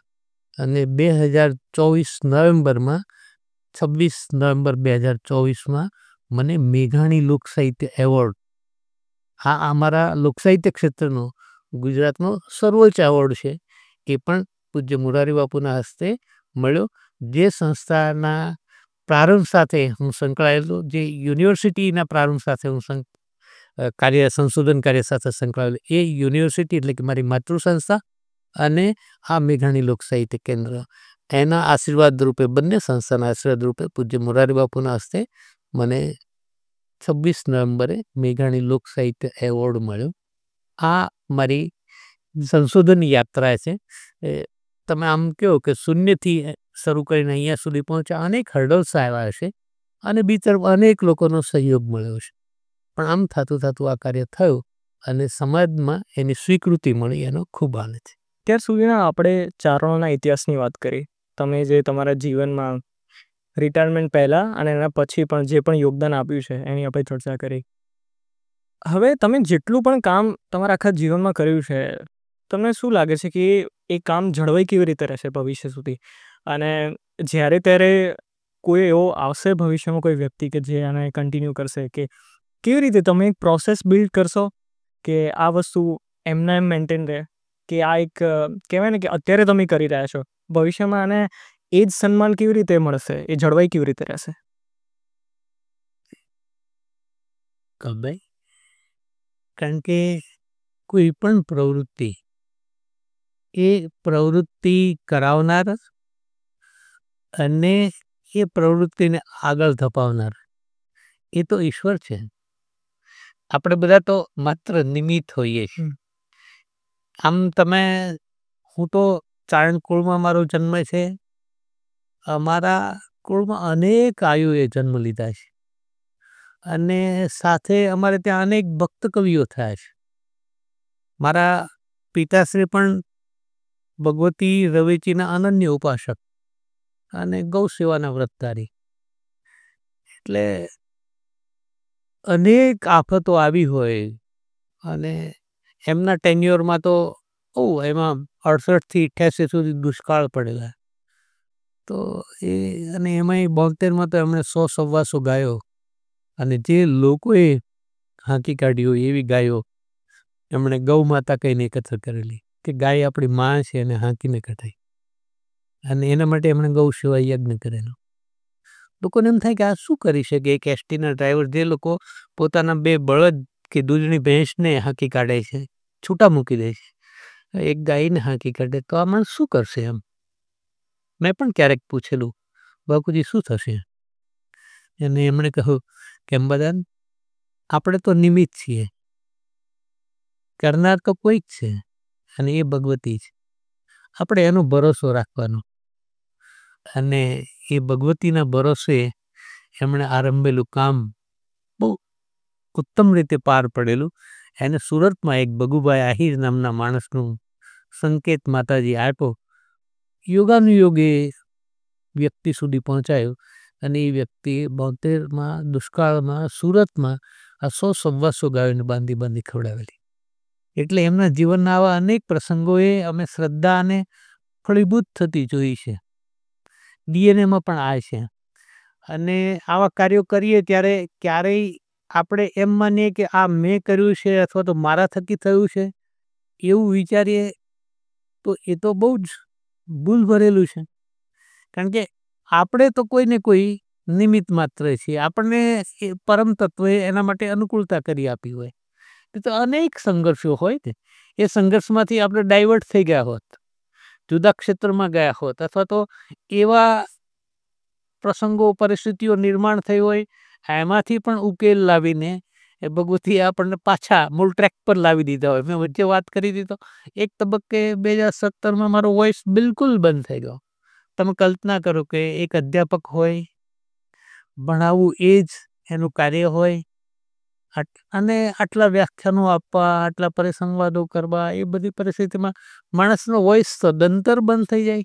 માત્ર 2 કે 3 મિનિટ હું વાત કરું, ચોથી કે 5મી મિનિટે હું બિલકુલ બોલી ન શકું. પણ છતાંય ભગવતીએ એક સમય વિરામ કરાવીને પાછું, અને એ સમય દરમિયાન જે મેં પુસ્તકો કર્યા એ 8-9 પુસ્તકો થયા. અને એ પુસ્તકોમાં હમણાં આપણે વાત કરીએ, મેં ગુજરાત સાહિત્ય અકાદમીનું પ્રથમ પારિતોષિક પણ મળ્યું. એટલે મેં બીજી રીતે સેબેટિક લીવ લઈને જે કામ કર્યું એને સ્વીકૃતિ પણ મળી. એટલે ક્યારેક એ આયોજનો કુદરત કરતું હોય છે. એટલે ભગવતીએ આ કાર્ય કરાવવાનું હોય, એમણે આ કાર્ય માટે વ્યવસ્થા કરી હોય, યુનિવર્સિટીનું પ્લેટફોર્મ મળે, ડોલરાય માકડ જેવા આદ્ય કુલપતિ મળે, રતુદાનજી જેવા મૂક બધિર વ્યક્તિ આટલો પ્રવાસ કરીને આ બધી હસરતો એકત્ર કરે, ચારણો સાહિત્યકારો ઉત્તમ, એ લે લાખ ને આપે 1.25 લાખ એવું કહેવાય. ચારણો માટે એની દાનવીરતા માટે પણ અનેક ઉદાહરણો મળે. રાજ્ય મળેલા ને પાછા આપ્યાના ઉદાહરણો છે. કાલે કદાચ મેં થોડોક ઉલ્લેખ પણ કરેલો. તો એ તો પોતાના પરિવારમાં 3 ભાઈઓ હોય અને એના હસ્તક ભંડારમાં જો 10 હસ્તતો હોય તો હસ્તોના જેમ જમીનના ભાગ પડે ને, એમ હસ્તના પણ ભાગ પડે. આ અમારો પૈતૃક વારસો છે, એ કોઈને અપાય નહીં. જેમ બારોટો એમ કે આ અમારો ગરાસ છે, એમ ચારણો પણ હસ્તપ્રત કોઈને આપે નહીં. પણ એ જ ચારણોએ ઉદાર થઈને આ 12,000 જેટલી હસ્તતો સૌરાષ્ટ્ર યુનિવર્સિટીના ચારણી સાહિત્ય હસ્તપ્રત ભંડારને આપી. અને એટલા માટે એમણે આપી કે આવનારા સમયમાં, સમય બદલાયો છે, રાજાશાહી તો હવે રહી નથી, લોકશાહી છે, અને એ સમયમાં આ સાહિત્ય કેમ ટકશે, કેટલું ટકશે, કેવી રીતે ટકશે. અને પણ કુદરત છે. તમે જો આઝાદી પૂર્વે મેઘાણી આવ્યા અને એણે આખું ચારણો ને ચારણી સાહિત્ય ગ્રંથ તૈયાર કર્યા ને એને, અને એ ઉપરાંત રડિયાળી રાત, સૌરાષ્ટ્રની રસાળ, કેટલા બધા પુસ્તકો તૈયાર કર્યા. ઘણું બધું સાહિત્ય જે જીહવાગ્રહ હતું એને એમને ગ્રંથસ્થ કરવાનું ભગીરથ કામ કર્યું. હવે એ મેઘાણીને માત્ર 25 વર્ષ મળ્યા ને એમને 93 જેટલા પુસ્તકો આપ્યા ને એમાંથી 45 જેટલા પુસ્તકો લોક સાહિત્ય. એની જ પેરેલલ એના થોડાક સમયમાં મેઘાણીએ વિદાય લીધી. એ સમયે તો એ કાર્યનો પ્રારંભ થઈ ગયેલો. એવા હેમુ ગઢવી, એમને આયુષમાં માત્ર 36 વર્ષ મળ્યા. 36 વર્ષમાં 11-12 વર્ષ સુધી તો એ પોતાના વતન, એક સાવ નાનકડું ઢાકણિયા ગામ, આજે ત્યાં હેમતીર્થ છે, તો એ ત્યાં, અને 12 વર્ષની ઉંમરે એ લોકનાટ્ય મંડળી સાથે કામમાં જોડાયા. એમના મામા અને એ બધા આની સાથે કામ કરે એટલે એમને ગયા. અને એમણે મુરલીધર પેલું લોકનાટ્યમાં ભાગ લીધો કૃષ્ણ તરીકે. અને પછી એ સતત એમાં કામ કરતા રહ્યા. અને પછીના 10 વર્ષ પછી, એટલે કે હવે પાછું એમની 21-22 વર્ષની ઉંમર થઈ ત્યારે એમના કામની એટલી બધી પ્રસિદ્ધિ પામ્યા કે પછી એમને આકાશવાણી કેન્દ્રમાં સામેથી તેડાવવામાં આવ્યા. અને પ્રારંભે તો એ સાવ એક આર્ટિસ્ટ તરીકે એક જોડાયા, પણ એમનું કૌવત, એમની કલા અને કુદરત કંઠ એવો કે તમે કોઈક સ્વાતિ નક્ષત્રનું પાકેલું પાણીદાર મોતી હોય ને એમ હેમુ ગઢવીએ 10-12 વર્ષ આકાશવાણીમાં એમને મળ્યા. તમે આમ 12-12 વર્ષના 3 તબક્કા કરી શકો. પ્રથમ 12 વર્ષ આ, પછીના 12 વર્ષ, અને પછીના 11-12 વર્ષ આકાશવાણીમાં. પણ મેઘાણી જે એકત્ર કર્યું એને પુનઃ પોતાના કંઠે લોક સમાજ સુધી પહોંચાડવાનું ભગીરથ કામ હેમુ ગઢવીએ કર્યું.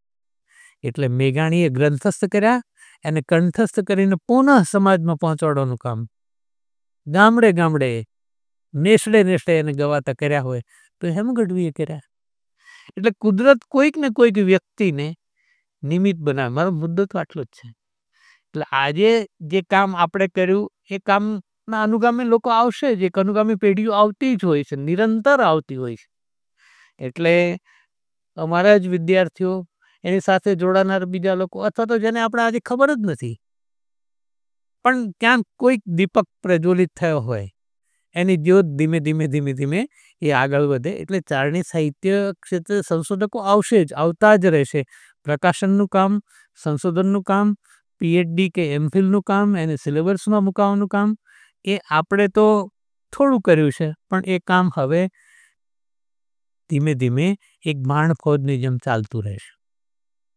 રહી વાત તમે કહે છો એ પ્રમાણે ચારણી સાહિત્ય આજે કેટલું રિલેવન્ટ છે, આજે એ કેટલું પ્રસ્તુત છે.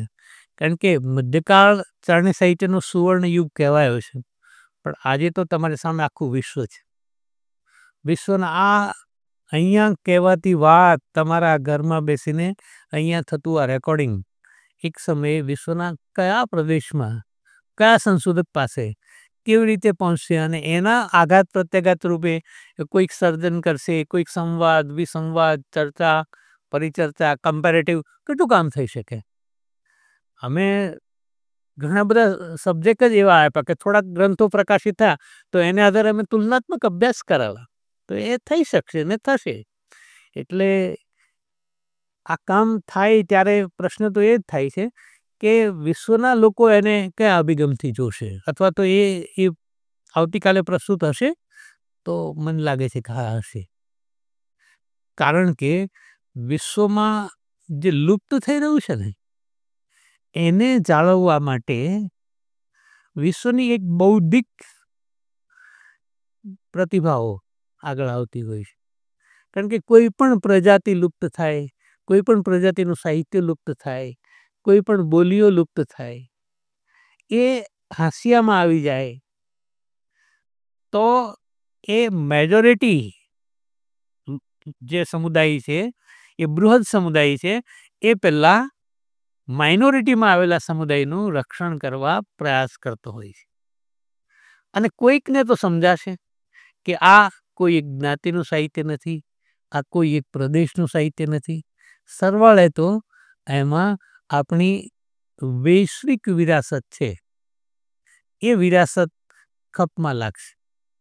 મેઘાણીજીએ ચારણો ચારણે સાહિત્ય ફરી મને આજે યાદ આવે છે કે મેઘાણીએ ચારણોને ચારણે સાહિત્યની વાત કરી, એમાં આ પ્રશ્નને એણે સરસ રીતે વણી લીધો છે કે ચારણી સાહિત્યની માત્ર પ્રાચીનતાને કારણે નહીં, કે ભલે ને વેદવાળાનું હોય તો શું થયું, પ્રાચીનતા જ માત્ર આવકારે છે? તો કે ના, માત્ર પ્રાચીનતાને કારણે નહીં, માત્ર કોઈ એક પ્રદેશને કારણે? તો કે ના, એ નહીં. હું તો એને ભવિષ્યના પરિપ્રેક્ષમાં જોઉં છું કે ભવિષ્યમાં એમાંથી શું મળી શકશે, અને એ આધારે જો તમે પ્રયાસ કરો તો તમે ઘણા બધા લોકો એનું થિંકિંગ એવું હોય કે નેગેટિવ એપ્રોચથી વિચારે, નકારાત્મક અભિગમથી વિચારે કે આમાં આટલું નથી, આ નથી, આ નથી, આ નથી. તો નથીની યાદી બનાવવાને બદલે પોઝિટિવ એટીટ્યુડ, હકારાત્મક અભિગમથી તમે વિચારશો તો તમને ખબર પડશે કે હા, આમાં આટલું તો છે. તમે એક ગ્લાસ પાણીનો ભરેલો છે, એને જુઓ છો અને તમને એમ લાગે છે કે ઓ, આ ગ્લાસ આમાં તો 60% જ પાણી છે, 40% તો ખાલી છે. પણ તમે એમ જુઓ કે 40% ખાલી છે તો 60% તો ભરેલો છે ને. ચારણી સાહિત્યની હજારો કૃતિઓ, એમાંની કેટલીક કૃતિઓને તમે બિલકુલ અનાવશ્યક ગણીને, અને અનાવશ્યક હોય ને તો કાળના પ્રવાહમાં ટકે જ નહીં. સૌથી મોટો નિર્ણાયક તો કોણ છે? તો કે સૌથી મોટો નિર્ણાયક કાલદેવતા છે. કાળના પ્રવાહમાં સામાપુરે કોણ તરી શકે? અને જે સૌથી વધુ સંઘર્ષ કરે છે ને, પ્રભુ એને જ વધુ સામર્થ્ય આપે છે, એને વધુ બળવત્તર બનાવે. તમે જો રણમાં ક્યારેક તમે જોશો ને તો સહરાના રણમાં, અમે રાજસ્થાનના રેગિસ્તાનમાં, અમે પાકિસ્તાન ગયા તો બાડમેરથી આમ ઉપર જાય ને તો સિંધ સુધી વચ્ચે રણ છે, અને રણમાં દૂર દૂર સુધી તમને ક્યાંય એક ઝાડવું ન દેખાય, માત્ર અને માત્ર રેતી, રેતી, રેતી જ. પણ એની વચ્ચે કોઈક લોકો બેઠા છે, અને એ લોકો ત્યાં રહી નહીં, એ પોતાનું જીવન ટકાવી રાખે છે. સમુદ્ર કાંઠે, રણ કાંઠે કે પહાડની ટોચ ઉપર કોઈક વનસ્પતિ હોય છે, એને કોણ સિંચે છે, એનું જતન કોણ કરે છે, એનું બીજારોપણ કોણ કરે છે, કોઈને ખબર નથી. ખબર એ છે કે હા, એનું અસ્તિત્વ છે. એમ ચારણી સાહિત્ય એ કોઈક 5-50 સર્જકો સર્જન કરે તો ટકશે? તો કે ના, એવું નથી. કોઈક 5-50 લોકગાયકો એને ડાયરાઓમાં પ્રસ્તુત કરશે તો ટકશે? તો કે ના, એવું નથી. કોઈક 5-15 સંશોધકો એને યુનિવર્સિટીના સિલેબસમાં મુકાવી દે કે એના ઉપર એમફિલ કે પીએચડી કરાવી દે તો એ ટકશે? તો કે ના, એવું નથી. એમાં જો પ્રસ્તુતતા હશે, એમાં જો કોઈક પ્રકારની ઉપયોગિતા હશે તો એ ટકશે. કોઈ પણ અનાવશ્યક વસ્તુ તો કુદરત જ નથી રહેવા દેતું. જેને કોઈક ઉપાદેયતા છે ને, એને જ કુદરત બચાવે છે. કાળના પ્રવાહ, સામા પ્રવાહમાં તરીને બચશે, પણ ક્યારે બચશે? તો કે એમાં કંઈક રિલેવન્ટ હશે. મેં કાલે તમને ઉદાહરણ આપ્યા હતા, એની સાથે અત્યારે એક વાત કરીને મારી વાતના સમાપન તરફ લઈ જાઉં કે જો લોકો એમ કહ્યું કે રાજાશાહી હોય ને, ચારણો તો રાજાશાહી, સામંતશાહી સમયના સર્જકો છે, અને બીજું એ લોકો લાખ પસાવ કે કરોડ પસાવ અથવા તો માન અકરામની અપેક્ષાએ સર્જન કરતા હતા. મેં કાલે તમને યાદ કરાવ્યું હતું કે લોકશાહી આવી, રાજાશાહી પૂર્ણ થઈ. હવે રાજાશાહી પૂર્ણ થઈ, હવે લોકશાહી છે. હવે કોઈ રાજા નથી, હવે કોઈને પ્રસન્ન કરીને એમની પાસેથી માન અકરામ કે કશો લાભ પ્રાપ્ત કરવાની વાત નથી. એ વખતે ભક્ત કવિ દુલાકાત જુનાગઢની આરદી હકુમત, આઝાદીની એ લડત, તો એના વિશે સોરઠ બાવની લખી. 71-72ની બાંગ્લાદેશની લડાઈ એ પડદરી જેવા નાના સેન્ટરમાં બેસીને પદ્મશ્રી દાદુદાન પ્રતાપદાન ગઢવી કવિદાત એ વખતે એમને પદ્મશ્રીનો એવોર્ડ નહોતો મળ્યો. કાગબાપુને પદ્મશ્રી તો 62માં મળ્યું, આમને 23-24માં મળ્યું. એટલે જરૂરી એ નથી કે એ તો પછીનું કોને એવોર્ડ એ કઈ પેલું છે નહીં. પણ પદ્મશ્રીથી વિભૂષિત થયા પહેલા કાગબાપુ સુરઠ બાવની લખીને સુરતની પ્રજાને બિરદાવે છે કે આ પ્રજાનો કવચ છે જે પોતાની ભૌમ માટે, એની આઝાદી માટે, એની સ્વતંત્રતા માટે લડે. આ ઇન્દિરા ગાંધી અને આ ભારતીય પ્રજા એ પેલી બંગાળની નિસહાય પ્રજા માટે લડે છે. બાંગ્લાદેશમાં જે બેન દીકરીઓની ઇજ્જત લૂંટાઈ છે, હાહાકાર મચી ગયો છે, હજારો સ્ત્રીઓને સરા જાહેર એના ઉપર અત્યાચાર થાય અને ક્યાંય કોઈ બચાવનારું ના હોય. એ નરાધમો સામે સૈન્ય મોકલવાની હિંમત ઇન્દિરાજી કરે અને આ માણસ બંગબાઓની લખી. એની સાહેબ 1 લાખ નકલ 1 રૂપિયામાં દિલ્હીમાં વેચવાનો નિર્ણય થયો પ્રકાશિત કરીને. અને એમાંથી જે રકમ આવી તો કોઈ એક કવિદાદને પૂછું, રતુભાઈ અદાણીને, ચેમલભાઈ પરમારને બધા કે ભાઈ આ રકમ આવે તો એમાંથી તમારા કોપીરાઇટ માટે થઈને અથવા તો તમને સર્જક તરીકે તમારો અધિકાર રૂપે શું આપીએ, કેટલો હિસ્સો, કેટલા પર્સન્ટેજ તમને આપીએ. કવિદાદ તો સાવ સામાન્ય એક વ્યક્તિ, એટલે તમે કોઈ લાખોપતિની કે એવી કલ્પના ન કરી શકો. એક મધ્યમ વર્ગનું ચારણ, ગામડામાં અને દુષ્કાળના વર્ષો. પણ એનું ખમીર એવું કે એણે કહ્યું કે તમે અત્યારે એ બંગાળની પ્રજા, બાંગ્લાદેશની પ્રજા માટે આ સહાય કેન્દ્રો ખોલ્યા છે, તો એમાંથી હું હિસ્સો લઉં, તમે એ રકમ બાંગ્લાદેશની પ્રજાના કલ્યાણ અર્થે દઈ દો, મને એમાંથી 1 પૈસો જોઈતો નથી, મારું ઘર તો કુદરત ભગવતી ચલાવશે. અને આ કારગિલ પ્રભુદાન સ્વરૂપ, હજી કારગિલ તો હમણાંની ઘટના ને, પણ અને એ પ્રભુદાનજી તો હૈયા જ છે. તો એણે પણ આપણા સૈનિકોને બિરદાવ્યા. ત્યાં વ્યક્તિ હવે જો નથી, ત્રણેય જગ્યાએ કોનું મહત્વ છે તો કે જેણે રાષ્ટ્ર માટે કંઈક કર્યું એ સૈનિકોનું, એ સમાજોત્થાન કરનારા વર્ગ. એટલે ચારણ કર્મ આકર્ષ. આજે જે યુદ્ધો થઈ રહ્યા છે, યુદ્ધોનો ભયાનક દાવાનળ સર્જી રહ્યો છે. 2 વિશ્વયુદ્ધ તો થયા, એ 2 વિશ્વયુદ્ધની ભયાનકતા જેણે જોઈ એવા મેઘાણીએ લખ્યું હતું, તમને ખબર છે, ઘણરે બોલે ને એરણ સાંભળે, બંદૂડો બોલે ને બેનડ સાંભળે. ભાઈ આ એ કહે છે કે હવે આ હથિયાર ઘડવાનું બંધ કરો, કંઈક ખેતીના ઓજારો ઉત્પન્ન કરો, અને આ તોપો હવે ક્યાંય કબર માટેની જગ્યાએ રહી નથી, તોય તારી આ તોપો તો ચરી નથી રહી. આ તોપો તો સહાર કરે છે, પણ સહારની સર્જનની પ્રેરણા આપે એ સર્જક. વોર એન્ડ પીસ, યુદ્ધ અને શાંતિ. તો એ આ સમય છે કે સર્જકો યુદ્ધખોર હોય જ નહીં. એણે તો શું કરવાનું છે, એણે શાંતિનો સંદેશ આપવાનો છે. એટલે ચારણી સાહિત્યનો મૂળ હેતુ તો શાંતિનો છે. લોકોએ એના આ એંગલથી તપાસ્યું જ નથી. એને એમ થાય કે ચારણોએ યુદ્ધ કરાવ્યા, પણ ચારણોએ યુદ્ધ એટલા માટે કરાવ્યા હતા કે જ્યારે તમારી સાંસ્કૃતિક અસ્મિતાઓ જોખમાય, તમારી બેન દીકરીઓની ઇજ્જત જોખમાય, તમારી ભૌમ પર પારકા હળ જૂતે, એ વખતે તમારે સ્વમાન સાથે પોતાનું બલિદાન આપીને પણ પોતાની અસ્મિતાનું, નારીનું જતન કરવું છે. અને નારીના જતનની વાત આવી ત્યારે ક્યાંય એવો ઉલ્લેખ નથી કે એ નારી કઈ જ્ઞાતિની હોય, એ કયા ધર્મની હોય, કયા સંપ્રદાયની હોય. કોઈ પણ બેન દીકરી, કોઈ પણ અબળા, એને બચાવવા માટે ગા વાળે તે અર્જણ, એમ કોઈ પણ વ્યક્તિ જો આગળ આવે તો કવિઓએ એને બિરદાવ્યો છે. એટલે નાત, જાત, ધર્મ, સંપ્રદાય, પ્રદેશથી આ પર છે.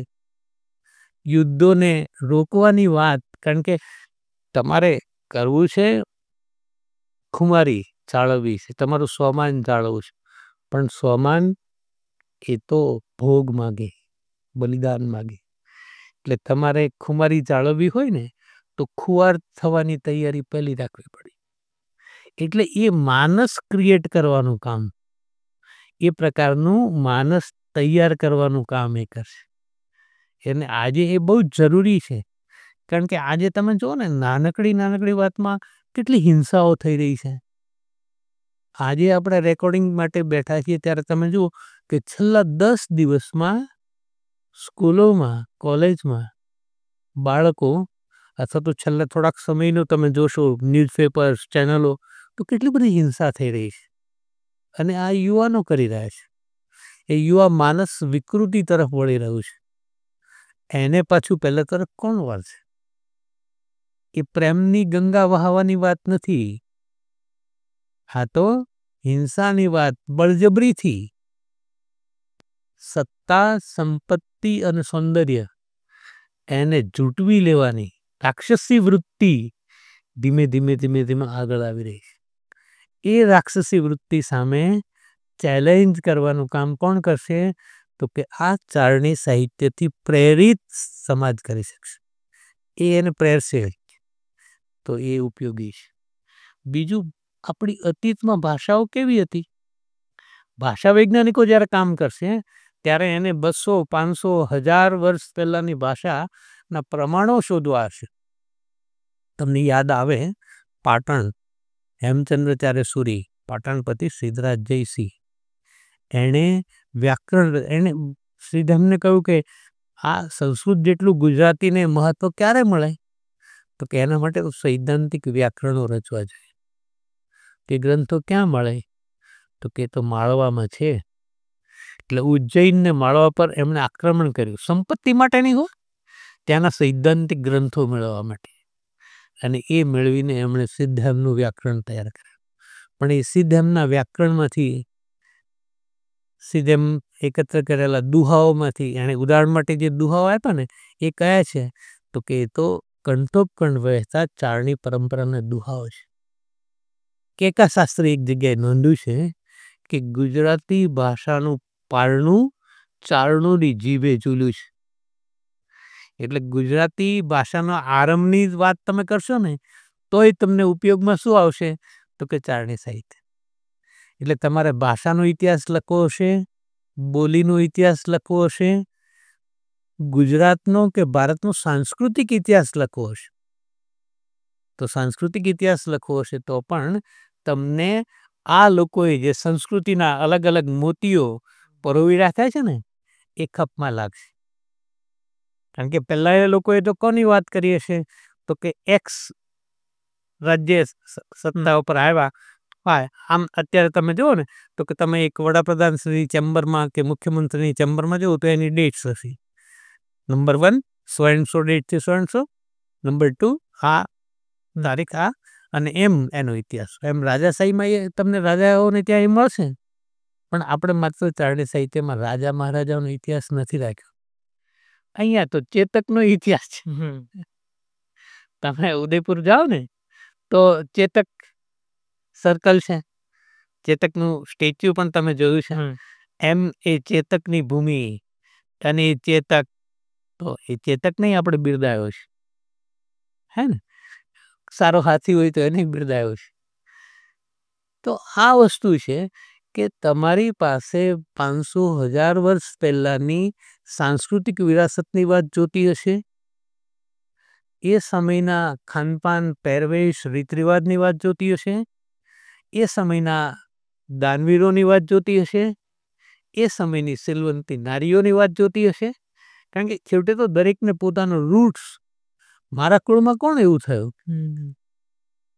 તમે સ્થિર થાઓ, શાંત થાઓ, તમારો એક સમય પ્રોપર આવે પછી તમને એમ થાય કે મારું કોણ, મારા પૂર્વજો કોણ? તો એ રૂટ્સ માટે પણ તમારે ચારણી સાહિત્ય ખપમાં લાગશે. અને ત્રીજી વાર કે માણસ બધું કર્યા પછી અંતે શું? તો કે દેહ નશ્વર છે. આ બધું સંપત્તિ વૈભવ બધું આવ્યા પછી છેવટે તો માણસ હવે ચાલ્યું મુજ હૃદય સાક્ષાત કલાપીએ લખ્યું છે મરીને નીકળવા. એમ બધું મળ્યા પછી એ માણસને અંતે તો વૈરાગ્યના પંથે જવાનો છે. અથવા તો એને સમજાવે કે ભાઈ ઘણું કર્યું, હવે તારે આ દેહ ત્યજવાનો છે. તો એ વખતે વૈરાગ્યની, એ વખતે અધ્યાત્મ ચિંતનની, તત્વજ્ઞાનની વાત પણ ક્યાંથી મળશે? તો કે એ ચારણી સાહિત્યમાંથી મળશે. એટલે ઘણી બધી બાબતે ચારણી સાહિત્ય આજે રિલેવન્ટ છે, આવતીકાલે પણ એટલું જ પ્રસ્તુત હશે. સવાલ એટલો છે કે એના અભ્યાસીઓ આગળ એનો અભ્યાસ થાય, એમાંથી સારું હોય એનું જતન થાય, બાકીનું તો કાળના પ્રવાહમાં વહી જશે. ખૂબ ખૂબ તમારો આભાર. Thank you sir. Thank you. Thank you for લિંગિંગ.